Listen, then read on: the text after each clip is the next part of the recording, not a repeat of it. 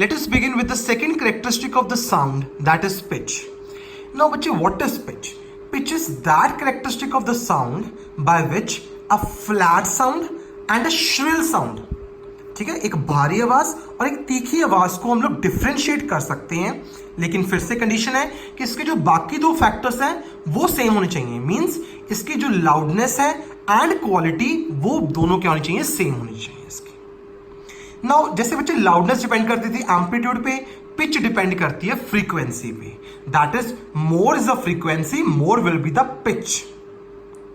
ठीक है, अब बच्चे फ्रीक्वेंसी क्या होती है? बच्चे फ्रीक्वेंसी होती है number of waves passing through a point in 1 second. 1 second में कितनी वेव्स पास कर रही हैं बच्चे? जैसे मान लो यहां पर आपका 1 सेकेंड फिनिश होता है, ये आपकी कितनी वेव होगी? 1 वेव। इतने टाइम में ये कितनी वेव्स पास कर गई? 1 2। तो इसका मतलब इसकी फ्रीक्वेंसी ज्यादा है, इसकी फ्रीक्वेंसी है 2f, इसकी फ्रीक्वेंसी है f या 1f। Is it clear? तो इसकी मतलब ये है लो पिच, ये है high pitch. Is it clear बच्चे? लो पिच मीन्स साउंड है flat, high pitch means sound है श्रिलर, तीखी आवाज।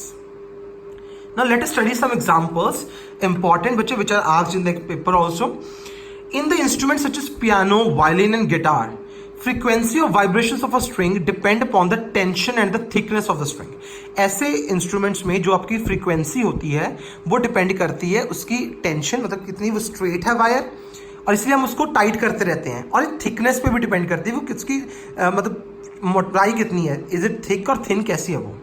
तो अगर आपको हायर पिच का नोट प्रोड्यूस करना है तो आपने वो कैसे कर सकते हो? तो आपकी जो स्ट्रिंग है वो हाई टेंशन में होनी चाहिए, या आप थिनर स्ट्रिंग को क्या करोगे, वाइब्रेट करवाओगे, तो आपके पास हायर पिच का नोट प्रोड्यूस होगा। इसी तरह से अगर आपको नोट ऑफ लोअर पिच चाहिए तो कंडीशंस ऑपोजिट हो जाएगी। अब फ्लूट का केस बच्चे, इसका भी पेपर में क्वेश्चन आया हुआ है। अगर आपको लोअर नोट चाहिए तो आपको क्या करना चाहिए, ज्यादा होल्स को क्लोज कर। फ्लूट होती है बच्चे बांसुरी, ठीक है, बांसुरी जिसको आप बोलते हो। तो अगर आपको लोअर नोट प्रोड्यूस करना है, lower note means low pitch produce करनी है साउंड, तो आपको क्या करना पड़ेगा, ज्यादा होल्स को क्लोज करना पड़ेगा। जब आप ज्यादा होल्स को क्लोज करोगे तो लेंथ ऑफ एयर कॉलम क्या कर जाएगी, इंक्रीज कर जाएगी, और आपको पता है frequency is inversely proportional to length of air column. Length of air column ज्यादा होगी तो फ्रीक्वेंसी उसकी कम होगी। इज इट क्लियर बच्चे? बच्चे थोड़ा सा आपको इलैबोरेट करता हूं इस पॉइंट को, शायद आपको कंफ्यूजन होगी अभी भी। जैसे मान लो ये आपकी है फ्लूट है बच्चे, ये आपके होल्स हैं, ठीक है। अगर आपने मान लो यहीं पर ही आपका होल ओपन हो गया तो आपका सिर्फ लेंथ ऑफ एयर कॉलम इतना ही बनेगा। लेकिन मान लो अगर आपने ये सारे होल्स बंद कर दिए, ये वाला होल ओपन किया, तो आपका लेंथ ऑफ एयर कॉलम इतना बन गया। तो अब आपका लेंथ ऑफ एयर कॉलम क्या कर गया, इंक्रीज कर गया बच्चे।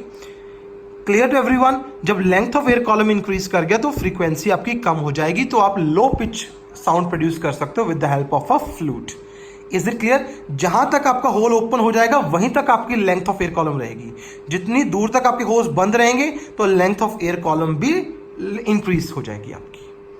देन बच्चे लास्ट वो बकेट वाला हमने एग्जांपल करा ही हुआ है कि जैसे वो बकेट फिल होने वाली होती है तो आपको एक साउंड पता चल जाता है कि बकेट फिल होने वाली है। ऐसा क्यों होता है? क्योंकि जैसे ही पानी का लेवल ऊपर आ जाता है तो length of air column decrease हो जाती है। जैसे length of air column decrease होती है तो फ्रीक्वेंसी इंक्रीज हो जाती है। फ्रीक्वेंसी इंक्रीज होना मतलब हाई पिच, हाई पिच मतलब श्रिलर साउंड, तीखी आवाज जो हमारे ईयर्स तक पहुंच जाती है। Is it clear to everyone? Then बच्चे इवन आपने देखा होगा, कहते हैं वॉइस ऑफ वुमेन जो होती है वो हायर पिच की होती है। क्यों? क्योंकि वो उनकी आवाज की फ्रीक्वेंसी ज्यादा होती है, वो तीखी होती है आवाज, और मेन की लो पिच की होती है। जैसे बच्चे उस केस में हमने करा था, डू यू रिमेंबर की इंटेंसिटी आपकी मेजरेबल थी, इसलिए वो ऑब्जेक्टिव क्वांटिटी थी, और आपकी लाउडनेस क्या थी, सब्जेक्टिव। इस केस में रिमेंबर पिच आपकी सब्जेक्टिव क्वांटिटी है, क्योंकि फ्रीक्वेंसी को मेजर कर सकते हैं, इसलिए वो आपकी ऑब्जेक्टिव क्वांटिटी बन जाएगी। लास्ट इज योर क्वालिटी और टिम्बर। बच्चे क्वालिटी और टिम्बर काफी इंटरेस्टिंग है। रिमेंबर ये वो कैरेक्टरिस्टिक ऑफ द साउंड है जिससे हम डिस्टिंग्विश करते हैं कि ये जो साउंड आया है ये 2 डिफरेंट इंस्ट्रूमेंट से आया है, मतलब 2 डिफरेंट पर्सन्स बोल रहे हैं। Remember that. पर फिर से कि अगर वो दोबारा देखो क्या लिखा, पर उनकी जो लाउडनेस और पिच वो क्या होनी चाहिए, सेम होनी चाहिए।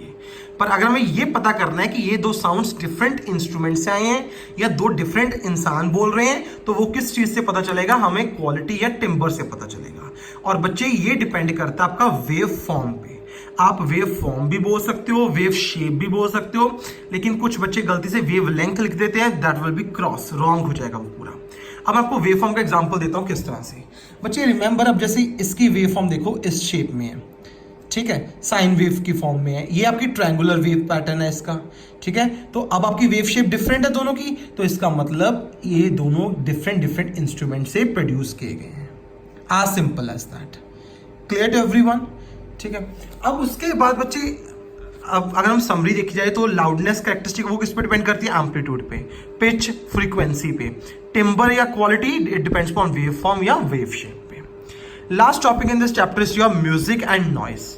बच्चे रिमेंबर, म्यूजिक क्या होता है? Pleasant, continuous and uniform sound produced bye regular and periodic vibrations. और नॉइस क्या है? हार्श, जो हमें बिल्कुल अच्छा नहीं लगता ईयर्स को। It's non acceptable sound which is produced by irregular succession of disturbances. Remember that is produced by regular and periodic vibrations. This is produced by irregular succession of disturbances. बच्चे एक बार question ये आया था, how is music produced? So that's why I made you write in this notes.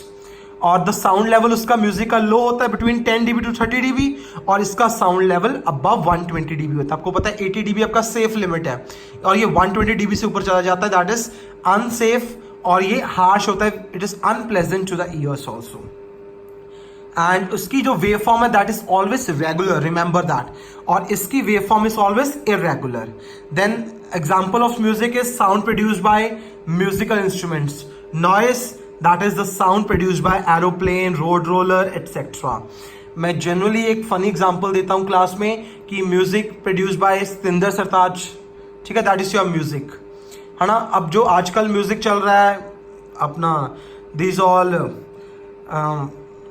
What do we call this singers, upcoming singers, Sidhu Moosewala and all that is produced with noise. Is it clear to everyone?